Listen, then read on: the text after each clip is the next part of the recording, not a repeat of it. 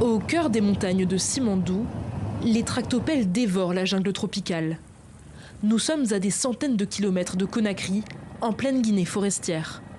Ce site titanesque est en passe de sortir ses premières cargaisons de minerais de fer, avec pour ambition de propulser le pays au rang des plus gros exportateurs mondiaux. Un projet chiffré à 18,5 milliards d'euros d'investissement et qui aura nécessité la construction d'un port et de plus de 650 kilomètres de voies ferrées. Réunir les 4 partenaires industriels et le gouvernement guinéen pour mener à bien ce projet, ça a été une tâche monumentale. Mais je pense que cela en valait vraiment la peine, car cela nous permet aujourd'hui de construire dans un environnement stable et favorable. Du point de vue de la construction, les défis concernent la logistique, c'est-à-dire la capacité à acheminer tout ce matériel dans le pays vers les différents chantiers. Les premiers gisements dans le sud-est du pays ont été identifiés dans les années 90. Et depuis, le prix du minerai de fer a explosé, dopé par le marché chinois. Les autorités ne jurent que par les gains à venir. C'est une mine exceptionnelle avec une production qui va être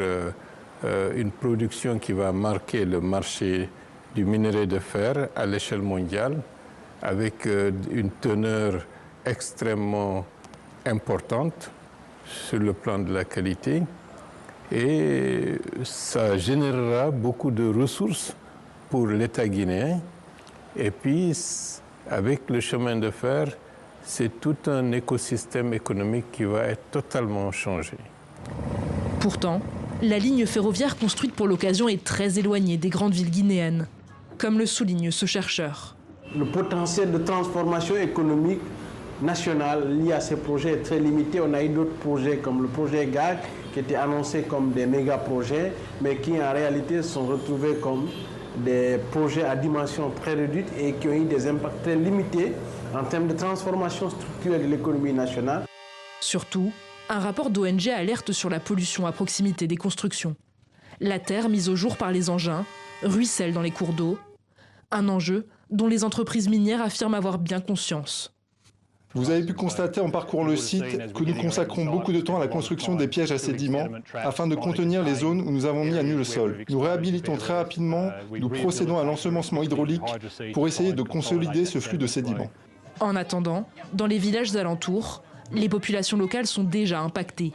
Sur le fleuve, les bateaux de dragage semblent avoir fait fuir les poissons. Depuis le début des activités des sociétés minières, la pêche est totalement menacée. Il y a quelque temps, des pirogues revenaient de la pêche avec au moins 10 bassines de poissons, mais maintenant les pirogues n'amènent que 2-3 bassines. Pour compenser leurs pertes, les constructeurs ont distribué aux habitants de quoi partir pêcher plus loin, en haute mer.